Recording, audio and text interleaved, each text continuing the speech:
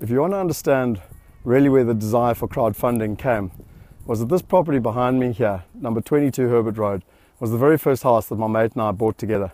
I've never bought a property on my own, never, not once. We've always done it through partnership. We started with our very first property at the age of 22. This one here we bought behind us in London at the age of 24. And what's really interesting is that I actually tried to buy that one over there on the corner. I tried to buy that one over there on the corner. And if I go around this green, it's a really beautiful green. I tried to buy two of the properties over there. If you look behind me there, it's literally 5 minutes to Wimbledon, one of the best places in the whole of London. And it's on a beautiful green. It's very unique to have so much space here in London. And really, if I'd known, we were really trying with crowdfunding. We were struggling with the lawyers and the setups, and all the accountants consistently told me that we were wrong. But we bought this house here. It was a 3-bedroom house. We did a renovation that cost us £20,000. By doing that, we turned it from an old stuffy 3-bedroom house into a beautiful new 5-bedroom house. It's been cash flow positive ever since we've owned it by more than £1,000 per month. And really, that's what bred behind me crowdfunding, because what we should have done and what we could have done if we were in the place where we are today with Wealth Migrate, with crowdfunding, with technology and with legislation, is that there's 24 houses around this green. We should have bought every single one of them, done the exact same renovation that I did to 22 Herbert Road, massively increased the value, massively increased the yields.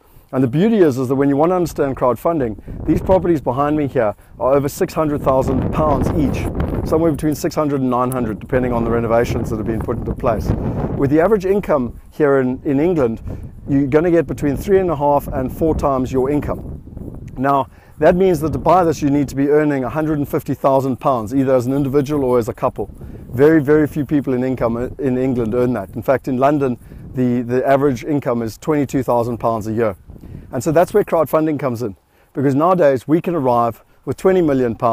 We can come in and buy up all these properties. We can renovate them and rent them. Now, right now, is it a good time to buy in London and do that? No, not at all.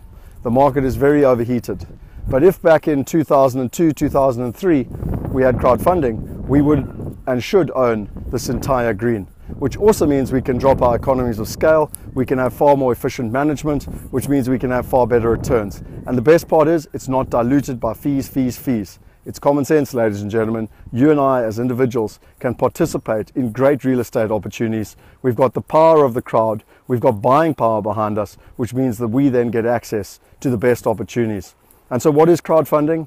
Crowdfunding is finding 22 Herbert Road 13 years ago, the best investment I ever made, and multiplying it, and most importantly, scaling it and making it easily accessible to everyone.